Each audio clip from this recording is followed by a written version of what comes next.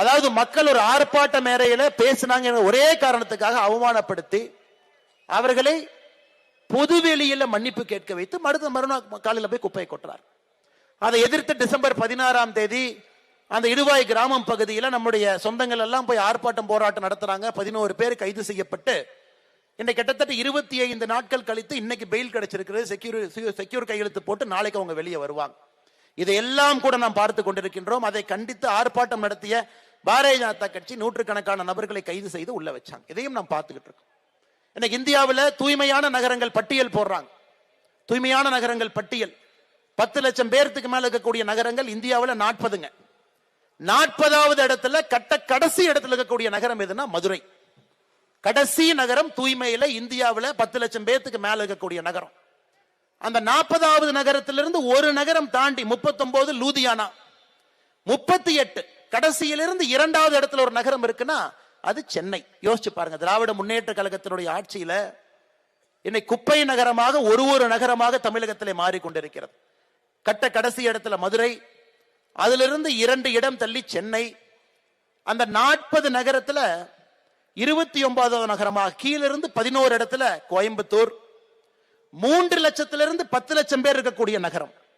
3 லட்சத்திலிருந்து 10 லட்சம் பேர் இருக்கக்கூடிய நகரம் 95 நகரத்தை பட்டியல் போடுறாங்க.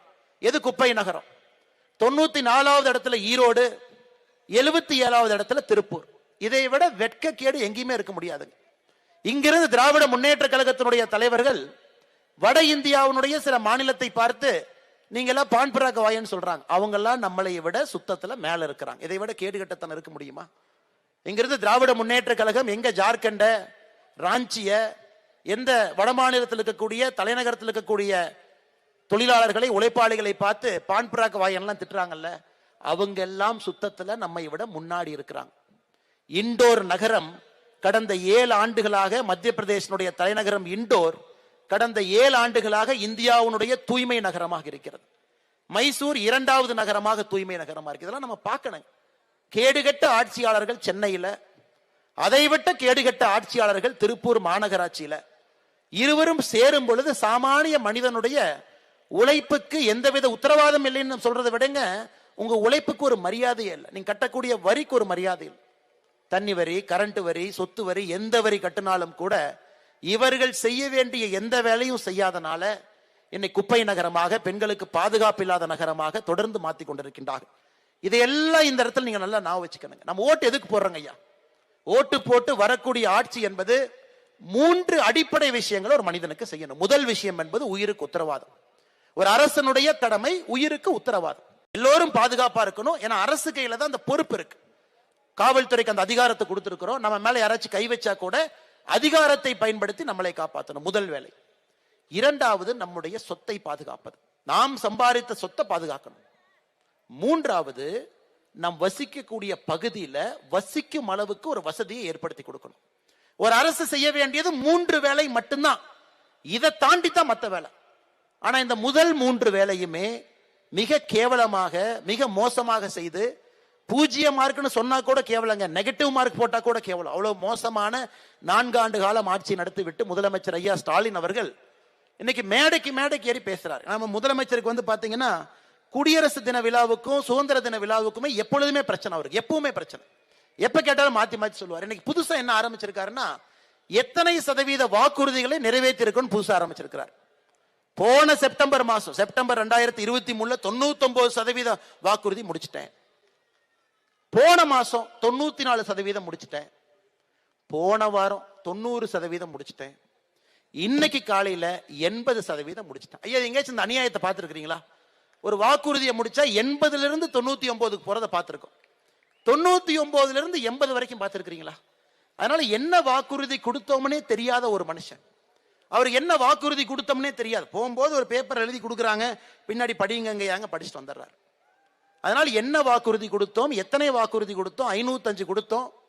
மாவட்டம் வாரியாக 1600 கொடுத்திருக்கிறோம். மாநிலத்துக்கு 505, மாவட்டத்திற்கு 1600. கடைசியா திருப்பூருக்கு நான் படிக்கிறேன் பாருங்க ஐயா. எந்த வாக்குறுதி எத்தனை நிறைவேற்றணும் என்று தெரியாம இருக்கக்கூடிய முதலமைச்சர் மேடைக்கு பேசுறார். இன்னைக்கு புதுசா ஒரு திட்டத்தை நிறைவேற்றிருக்கிறார். திட்டத்துடைய பேரே ரொம்ப சூப்பரா இருந்துச்சுங்க. உங்கள் கனவை சொல்லுங்கள். முதலமைச்சர் அவரே, என் கனவை சொல்றேன். பெண்களுக்கு பாதுகாப்பான மாநிலம் என் கனவு. இளைஞர்களுக்கு வேலை வாய்ப்பு இருக்கக்கூடிய மாநிலம் என்னுடைய கனவு. தமிழன் என்கின்ற பெருமையான அடையாளத்தோடு இருக்கக்கூடிய மாநிலம் என்னுடைய கனவு. இந்த 3 கனவும் நடக்க வேண்டும் என்றால் என்னுடைய கனவான திராவிட முன்னேற்ற கழகம் 2026 ஆட்சியில் இருக்கக்கூடாது. எங்க எழுதி வச்சுக்க. இதுக்கு ஒரு திட்டம் போட்டு உங்கள் கனவை சொல்லுங்கள் என்று வீதி வாய்ப்பு எங்க எத்தனை பேப்பர்ல கேட்டால் இதான சொல்ல போறாங்க. புதுசா என்ன சொல்ல போறாங்க? உங்கள் கனவை சொல்லுங்கன்னா புதுசா என்ன சொல்ல போறாங்க? நீங்க ஆட்சியில் இருக்க வேண்டாங்க ஐயா, அதாங்க எங்க கனவுன்னு தான் 99 பேர் சொல்ல போறாங்க. ஏன்னா இதற்கு முன்பு 2021 தேர்தலுக்கு முன்பு ஒரு பெட்டியை தூக்கிட்டு ஊர் ஊரா சுத்தினார். எதுக்குங்க ஐயா பெட்டினா? உங்க குறை தீர்ப்பு பேப்பர்ல இருந்தா உள்ள போட்டு வைங்க, இந்த பெட்டிக்குள்ள நான் பாக்குறேன். அந்த பெட்டி என்னாச்சுன்னு யாருக்குமே தெரியாதுங்க ஐயா. திராவிட முன்னேற்ற கழகத்தினுடைய ஆட்சியில் உண்டியல்ல காசு போட்டா எப்படியோ அப்படிதான் அந்த பெட்டியில போட்ட பெட்டிஷனும். பெட்டியில போட்ட பெட்டிஷனுக்கு மரியாதை இல்லை. திராவிட முன்னேற்ற கழகத்தினுடைய ஆட்சியில உண்டியல்ல போட்ட காசுக்கு மரியாதை இல்லை. இன்னைக்கு திராவிட முன்னேற்ற கழகத்தினுடைய அமைச்சர்கள் என்ன பேசுறாங்க பாருங்க. திருப்பரங்குன்றத்தில் தீர்ப்பு கொடுக்கறாங்க. அது நம்ம எல்லோருக்குமே தெரியும். 1920 இருந்து இருக்கக்கூடிய பிரச்சனை, 105 ஆண்டுகளாக இருக்கக்கூடிய பிரச்சனை. பூர்ணச்சந்திரன் பாருங்க, இதுக்காக உயிரை விட்டு விட்டு இன்னைக்கு அவருக்கு நாம் மரியாதை செலுத்தி கொண்டிருக்கின்றோம். ஒரு நல்ல ஒரு மனிதர். தீர்ப்பு வந்த பிறகு ரகுபதி சொல்றாரு, சுடுகாட்டுல தான பிணத்தை எரிக்கணும், வழக்கத்தை மாத்தினா எப்படின்னு. அண்ணன் ரகுபதி அவர்களே, கலைஞர் கருணாநிதி அவர்கள் இறந்த பிறகு சுடுகாட்டுக்கு தான் நீங்க போயிருக்கீங்க, மெரினாக்கு போனீங்க ஏங்கண்ணா? உங்களுக்கு ஒரு நியாயம், ஊருக்கு ஒரு நியாயமானே. இன்னைக்கு நீங்க வழக்கத்தை மாத்துறீங்க, சுடுகாட்டில் எரிக்க வேண்டிய பிணத்தை எதுக்கு வழக்கத்தை மாத்துறீன்னு கேட்கிறேன். கலைஞர் கருணாநிதி ஐயா இறந்த பிறகு எனக்கு கருணாநிதி ஐயா மீது மரியாதை இருக்கு.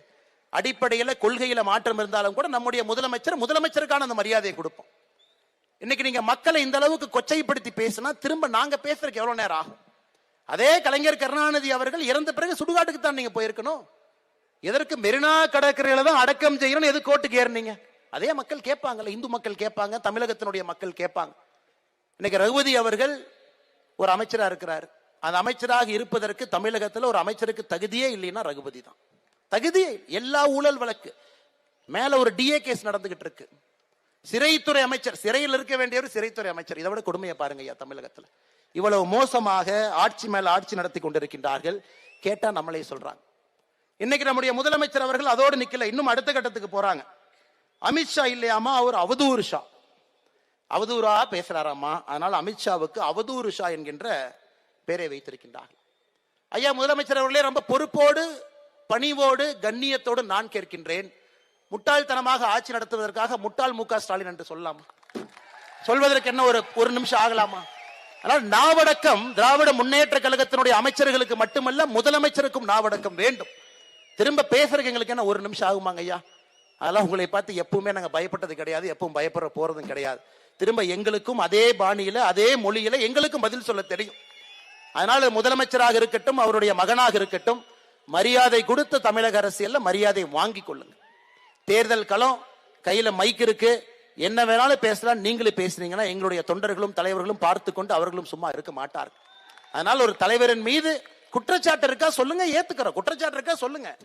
குற்றச்சாட்டு அரசியல் எல்லாரும் வைக்கிறதானுங்க, வெய்யுங்க, நாங்க பதில் சொல்றோம், எங்களுடைய கடமை. அதற்காக தயவு செய்து ஒரு பணியில பொறுப்பில் இருக்கிறவங்களை கொச்சைப்படுத்தி பேசுவதை நம்முடைய முதலமைச்சர் அவர்களே அவருடைய பொறுப்புல செய்யும் பொழுது அவருக்கு கீழே இருக்கக்கூடிய அமைச்சர் பெருமக்கள் எல்லோரும் இதை தங்களுடைய கடமையாக செய்து கொண்டிருக்கின்றார்கள். அதையும் கூட இந்த நேரத்தில் கடுமையாக கண்டிக்க வேண்டிய ஒரு பொறுப்பும் வேலையும் நம்முடைய வேலையாக இருக்கிறது. அன்பு சொந்தங்களே.